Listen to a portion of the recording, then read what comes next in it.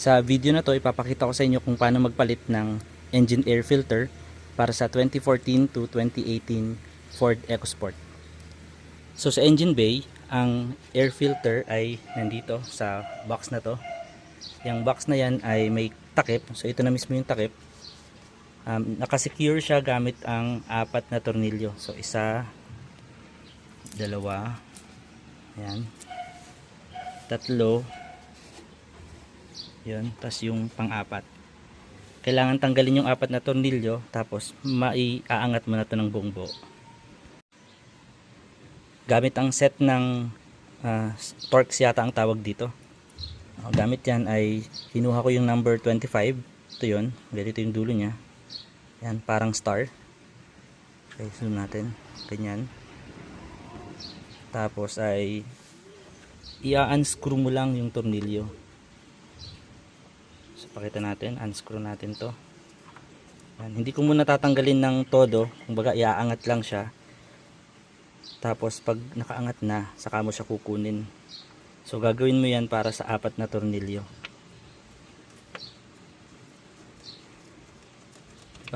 Yan, so ganito siya kahaba. So dito naman, yan, hindi naman siya mahigpit, madali lang siyang tanggalin. Mag-ingat ka lang na kapag nasobrahan mo ng ikot, mahuhulog yan sa ilalim at hahanapin mo pa yan. Yan, so pag ganyan, maluwag na, bibitawan mo na, tapos kakamayin na lang. Okay. Yan. So dalawa na. Sa lahat ng tornilyo, ito yung pinakamahirap, yung nandito. Parati ako nahihirapan pag yan yung tinatanggal. Ayan, so tanggalin natin.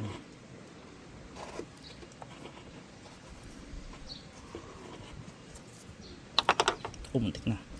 Ulit.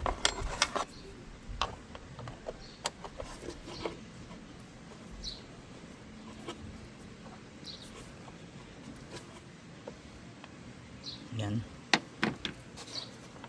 Higitin lang natin to. Kinakapa ko lang, hindi makita sa video. Yun. So, pangatlo. And yung pang-4.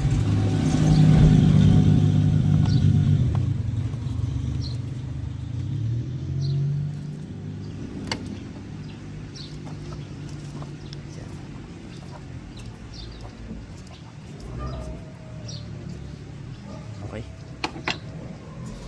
Tingnan natin.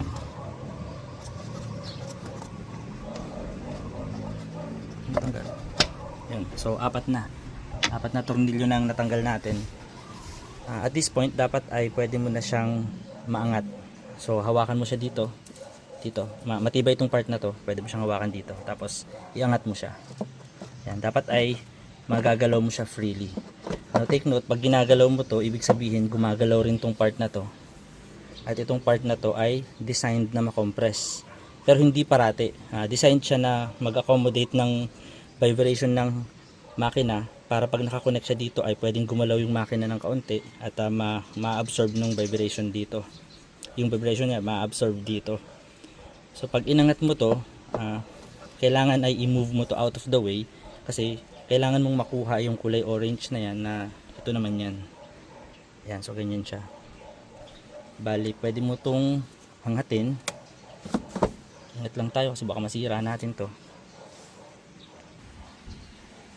Para angatin yung cover, hawakan mo siya dito. Yan. So dito sa part na to, angatin mo siya. Tapos maaangat mo na yan. And then, isasampa mo lang siya dun sa may battery. Kumbaga ikakalso mo siya sa battery. Ayan. So ganyan lang siya. Make sure na hindi mo na i-istorbo yung ibang mga parts ng makina. Tapos pwede mo na tong kunin. Hihilahin mo lang to pataas. Ayan. Titignan na natin ang itsura niya. So mukhang medyo hindi pa naman siya ganun kadumi. Pero time na kasi para magpalit eh. Bali pinapalitan dito kapag nararamdaman mo na kapag nakatodo ka ng RPM parang kinakapos yung makina. Na experience ko ito kapag nasa expressway parang bitin yung sasakyan. So ito, palitan natin ng bago. Tingnan muna natin kung may problema.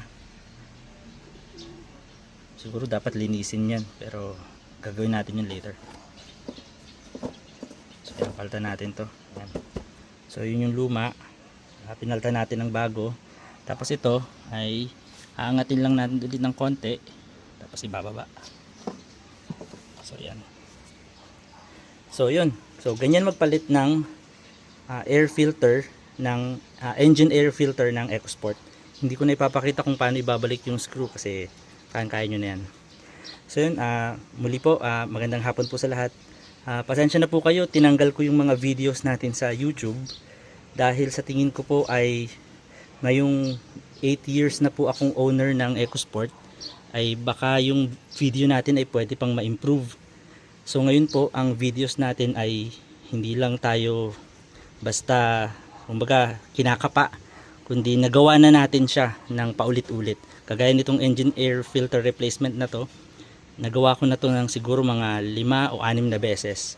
So mas in retrospect, mas maayos na po ang video natin. So ganun na lang po ang plano kong gawin dito sa yung dati po nating EcoSport DIY series ay legacy page na lang po yun sa aming Pet Rooster.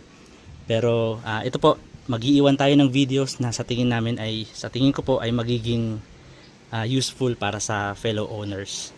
So yun po, muli po si Anthony po ito, EcoSport owner ng 2014 to 2017 2018 model pala.